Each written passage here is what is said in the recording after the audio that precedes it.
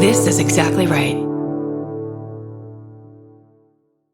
When a charming neurosurgeon rode into Frontier Town selling a persona of confidence and care, patients trusted him. He wore cowboy boots in the operating room and became sought after by patients. He promised to heal them. Instead, he left a trail of broken bodies. This is a story of greed, betrayal, and a fight for justice. Listen to Dr. Death, the Cowboy, wherever you get your podcasts, or binge the entire series right now, only with Audible. Goodbye. Capture your favorite summer feeling with Pandora Jewelry. Discover a collection inspired by the sunshine, freedom, and moments that make the season unforgettable. From sun-kissed metals to personalized pieces ready to be engraved with your summer mantra. Each design moves with you from beach days to golden nights and every memory in between. Shop Pandora Jewelry's new summer collection in-store or online at pandora.net and let your summer unfold. Goodbye. Summer is for adventures, road trips, and adding a whole lot of miles to your car. That's why it's worth stopping at Valvoline Instant Oil Change first. Their trained techs help you get road trip ready with an oil change and an 18-point maintenance check included with every oil change, checking your tire pressure, wipers, lights, and more. Valvoline Instant Oil Change techs complete over 270 hours of training, so your car's in capable hands. Best part? You can stay in your car and you're in and out in about 15 minutes. Valvoline Instant Oil Change. Change wisely. Goodbye. Goodbye.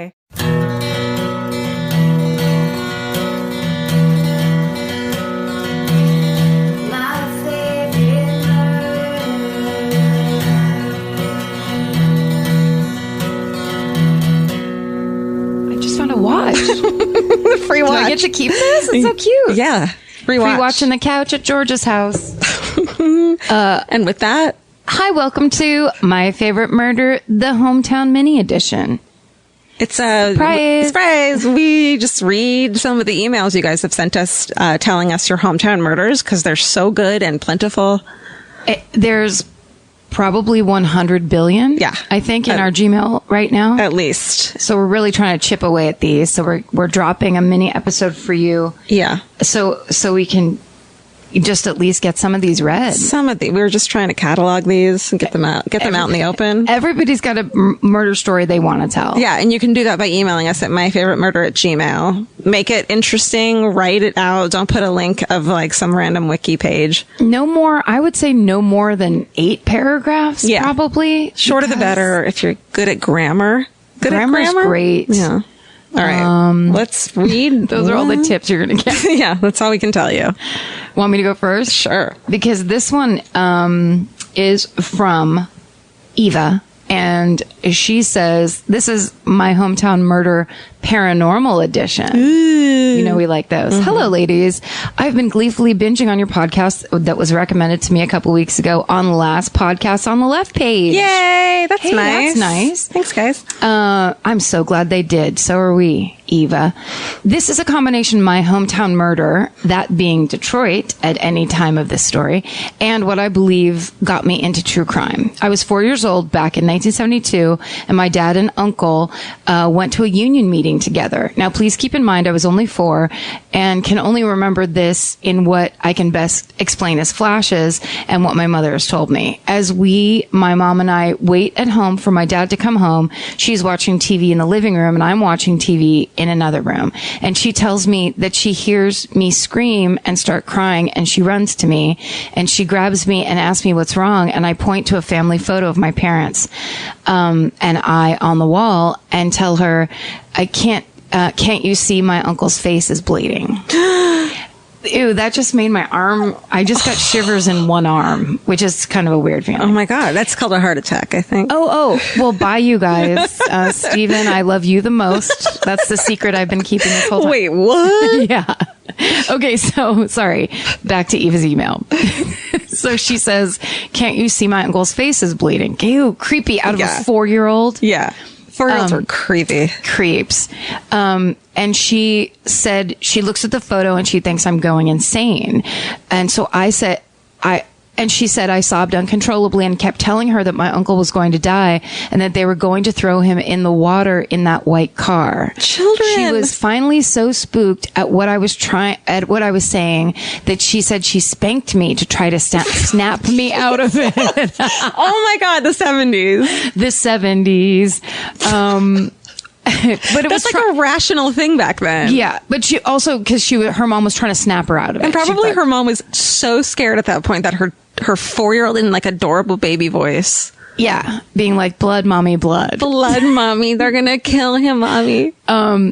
So then after the mom spanks her, oh, no. She said, her mom told her that she told her, you can hit me all you want, but my uncle is still going to die. Holy shit. And this is, she specified this in the beginning, but I didn't read it. It's the mom's brother. Oh my God. I was wondering that. That was my editorial where I was like, that doesn't matter. And of course it's a key element to the story. Okay. Back into this email. I love it. Finally, my dad gets home and my mother explains what happened. My dad said to her, you're going to believe that. So she asks him to please go back to the bar where they were after the meeting to make sure he's okay.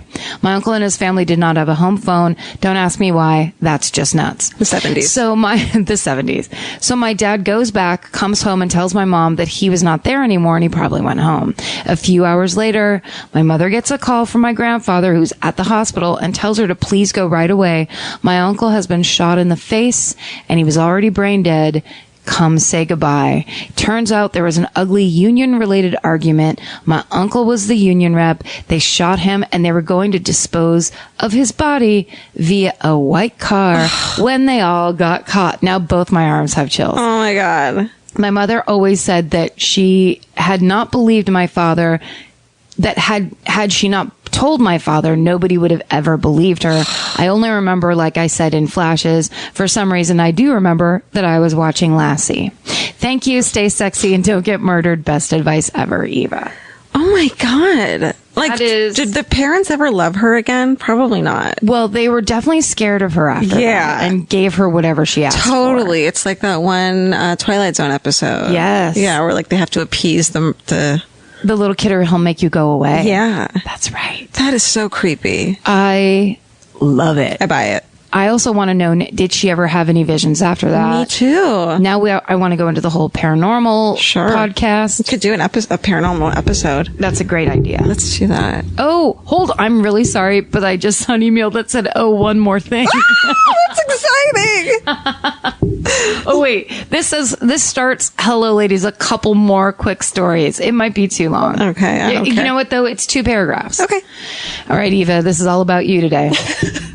Just a couple quick stories. I have belonged to true crime groups for as long as I can remember. Eventually, I became friends with Carl Sutcliffe, brother of Peter Sutcliffe, the Yorkshire Ripper, who eventually became my prison pen pal until I felt really weird about thinking of him as a friend like that way and cut off communication. All right, Eva, you're on the razor's edge right now.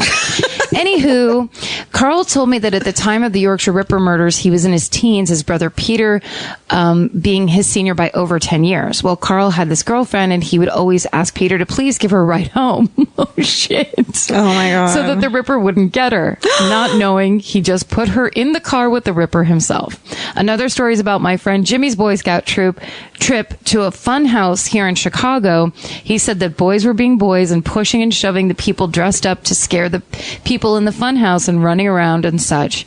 And he pushed this clown, and the clown grabbed him and said, you little motherfucker, I ought to kill you, and let him go. He is convinced it was John Wayne Gacy at that carnival because it was being sponsored by the Jaycees, who John Wayne Gacy belonged to. Wow. Oh, for sure him. And then she just said, I have a few more stories, but I don't want to bombard them. No, she done good. No, Eva, you delivered on every single one of those stories. You did not get on Karen's shit list. No, you're number one. Well done. That was great. Great job, Eva. Okay. This one's by Aubrey. It's called, the subject was, My Dog Helped Catch a Murderer. Yes. Okay, my hometown murder. I always skip the nice stuff. What does that say about me that I don't? We don't want to come off as like congratulatory. Yeah, but it's so nice. Congratulatory, but it is really nice. And it's what they wrote. It is what they wrote, and it's nice, and I don't want people to think, I don't want people to think that they just started with their, anyways. Right. My hometown murder happened in 1999 when I was 8 years old in Racine, Wisconsin, which is about halfway between Milwaukee and Chicago on Lake Michigan. She can't remember any of the names, and she apologizes, but I swear this happened. My sister and I were playing in our backyard in June of 99. We lived in town We lived in town, so our yard and our neighbor's yard were only separated by a 4-foot chain link fence. Suddenly, a man wearing only boxer shorts and carrying a knife ran into my neighbor's yard from the alley, followed by 2 police officers. The officers yelled at my sister and me to get in the house and lock the doors. My two sisters ran, but of course I froze in fear, and she says, or now knowing my interest in murder, maybe I froze with intrigue. Yeah, I'm going with that. During the commotion, the man in the boxers attempted to jump over the chain link fence into our yard. However, our usually docile, harmless black lab, Max, attacked the man's foot, and he decided to jump over the fence to the front yard instead. I don't want to know what would have happened if that man made it into my yard where I stood paralyzed. The police managed to detain him in the street in front of our house. After their ordeal, they came back to our front door and explained the situation. It turns out this guy had raped and murdered his ex-girlfriend and her 15-year-old daughter. Oh. They were found stabbed to death in their apartment. When the police arrived at his house to arrest him, he wasn't there and couldn't be found for months. When they found him, he was camped out in the woods near my house, woods that my 12-year-old sister walked past alone every day to get to and from school. No. When they found woods. Yeah, the woods, man. The woods. Chop down all the woods. Am I wrong? Yes. Okay, good to know. When they found him, the solution, though, you're just trying to solve the problem. I mean, yeah. When they found him, he ran and thus ended up in my neighbor's yard. And just to make the story even better, when Max attacked this guy's leg, he bit him so hard that he broke his ankle. Good boy. Yes. And the guy couldn't run anymore. The police wanted to meet our dog to formally thank him for his service. Max got a honorary police dog award, which I'm sure they just made up on the spot, but it was still sweet. Are you gonna cry? Maybe. I need to eat some protein. I'm obviously having big feelings about everything I'm hearing today. But chills and tears. Chills and tears, and yeah, and then I'm sweating. Yeah, it's all the temperatures. Mm-hmm. That's unbelievable. Good boy, Max. She laid eyes on that murderer. Yeah, I wonder if she had run in with her scaredy cat sisters, she wouldn't have seen it for her own 2 eyes. Shit. Girl, I mean. This is why you always stay and watch. Always. Be a gawker. That's a good one. That reminds me of that, like, urban legend where, like, the people come home and the dog's choking. Did you ever hear that one? No. Should we just do this? Yes. This one I remember hearing, like, a camp or whatever, but, like, the lady comes home. Of course, it's a big, long tale about how they live way up in the mountains. Wait, is he choking on a hand? Yes, you heard it? I guess I have. Fingers, yeah. Yes, I guess I've heard it. Yeah. I don't know where that came from. Yeah. Could be, you know why? Because it's like the tale as old as time. But you know what I do want to do? Can we one day do a themed episode of urban legends that are like where they came from, like that they're in fiction, in fact? Yes. Can we do like that what the original story is based on? Yeah, that's a murder. Yeah. You know that there is a really awesome. It's a cartoon compilation. It's called it was a series, and it was like the big book of, so it was like the big book of the 70s, the big book of, and one of them is the big book of urban legends. Ooh. So they have writers teamed up with comic book artists, and then they'll draw out all the urban legends. When I read this book, my they're like, half of the book was Kilgariff family stories, where I was like, oh my God, my Aunt Jo told me, oh my God, my uncle. Like things that your family has told you is true. It's always like our next door neighbor. Because everybody loves a good storyteller, like sitting around, whatever. But it was, I mean, every page I turned, I was like, I heard this one about the people that get the Chihuahua in Mexico and bring it home. Oh my God. They sneak it across the border because they find a little lost Chihuahua in Mexico that's so cute. And what they happens? come home and then they take it to the vet and it's a rat.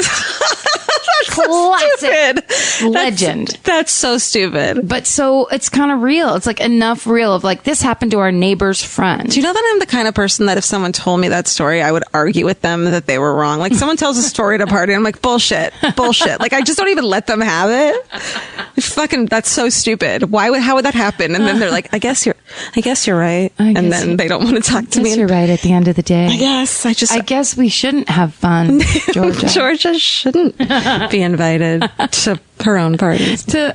All right, ready for this? Yes. This is from Christine. Seriously, guys, read this. It's a grandparent murder, and it's ridiculous. I will immediately read it. Hi, ladies. First off, I'd like to say I absolutely love your podcast. And I've binge listened to the first 10 episodes within 3 days, and I hope you include my crazy, disturbing hometown murder story in an upcoming one. Oh, thank you. Guess what, Christine? My name is Christine, and I live in, should I say, New Jersey, which is your classic... She named the town, but maybe we don't. I don't know. It's hard to say. It's hard to say if we should say it, or it's hard to say the town is hard to say. Oh, no, it's easy to say. Oh, like you shouldn't be specific. But I can say it because she included it, right? Like if that's, I didn't say her last name. I don't understand what kind of privacy people want. I feel like if they don't put at the end, please don't use my name in this, or please don't use my town, or please don't use the name, I'll change the names of the victims. She's like first and last name and town and the whole thing. Let's say town, not last names. Got it. My name's Christine, and I live in Lambertville, New Jersey, which is your classic small town picture. Oh, picture lots of Victorian houses and nice old people who like antiques. Anyway, my high school was really small, less than 50 kids in a grade small, and included a middle school. In 7th grade, I was friends with a kid named Ezra Simon Daniels, who was a little odd, but definitely not sociopath level odd at the time. We hung out with a group of about 10 kids for a couple of years, and then in high school, Ezra moved out of our school district, and I never spoke to him again.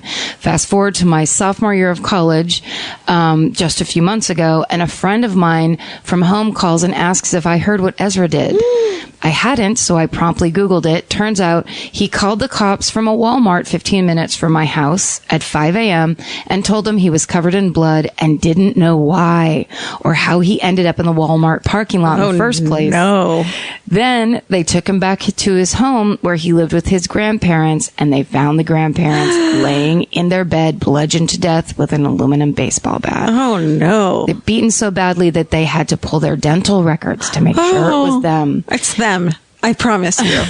It's them. I'm not sure if Ezra admitted to doing it, but after reading about it and listening to his 911 call, which you can find online if you're curious or want to play it on the show. No. Nope. Christine, stop it. To neither of those. I suspect that he was on some sort of extreme drugs and killed them and doesn't remember doing it. Good guess. I can't believe I was friends with a grandparent murderer in middle school. You never really know who's going to lose it one day. You don't.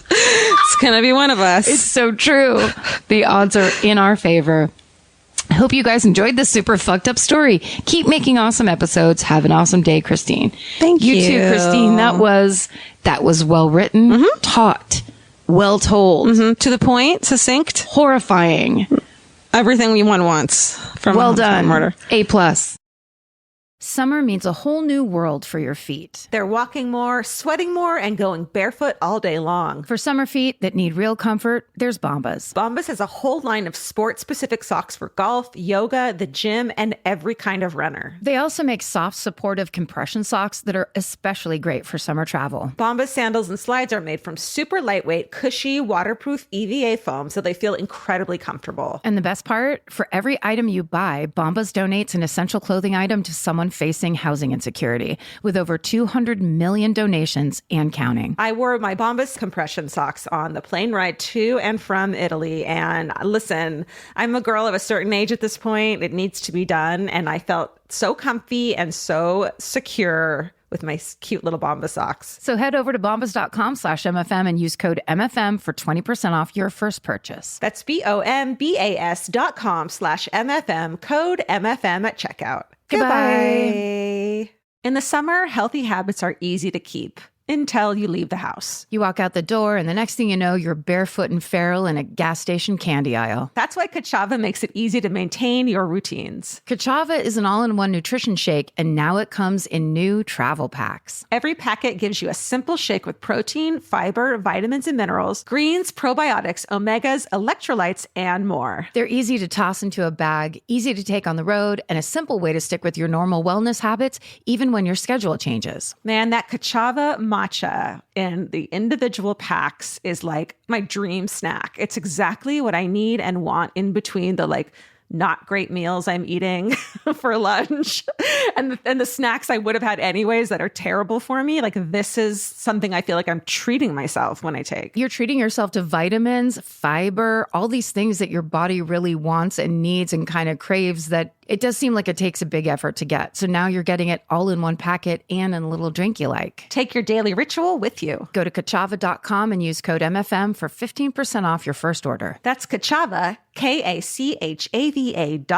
code MFM. Goodbye. If you're always on the lookout for a great audiobook or just want help figuring out what to listen to next, there's a podcast you should know about. It's called Earsay, the Audible and iHeart Audio Book Club, hosted by Cal Penn. Each episode takes a closer look at some of the most talked about new audiobooks on Audible, spanning a wide range of genres from sci-fi and literary fiction to rom-coms, thrillers, and comedy. Cal is joined by guests who dig into what these stories are about, what makes them stand out as audiobooks, and why they're connecting with listeners right now. If you're looking for your next listen, this is a great place to start. Listen to Earsay, the Audible and iHeart Audiobook Club on the iHeartRadio app, Apple Podcasts, or wherever you get your podcasts. Goodbye. Should I read one? Yes. Okay. Do you want... No. Okay, I'm going to do this one.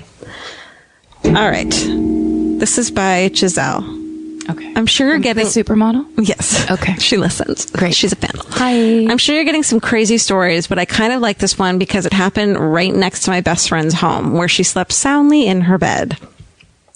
I am from Victoria, BC in Canada, British Columbia, right? Yes. Yeah. You got this. Okay. It's a fairly small city, but I wouldn't say it. It's a fairly small city, but I wouldn't say it's a small town. People don't get murdered very often here, but one guy freaked out one night and killed his son, his estranged wife, both her parents, and then himself by stabbing them. Ooh. The thing that made the situation really crazy, besides that, is that the same night, one of the local high schools. Okay. It was the same night as one of the local high schools' grad camp out. Basically, the day before school starts, all the grade 12s will hang out in random parts of the city, moving around like a pod of whales, drinking and causing a ruckus. Yes. Due to the number of calls that the grad camp out was getting, the police didn't respond to the noise complaints coming from the neighborhood of the family that was being murdered, she wrote. My friends also lived next door to the family and subsequently had to go to therapy afterwards because her mom was afraid that she could hear the murders happening through her open bedroom window while she slept, and it had infiltrated her mind. Oh, no. Anyways, hope you enjoyed this, Giselle. Levels, layers. Totally. That thing just kept giving. That kept and kept. But you know what's funny?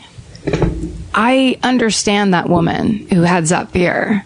Who what? Like, the woman who has the fear that she somehow subconsciously absorbed horrible things and just isn't aware. No, I don't think that's... Do you think that can happen? I don't know. I don't think while you're not. sleeping.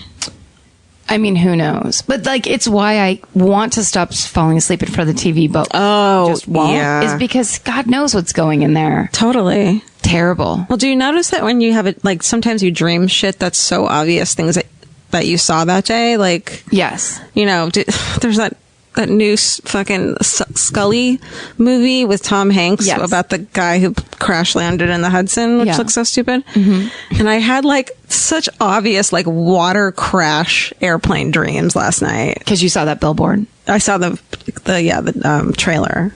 Oh, yeah. Which is like, that's so boring. Yes.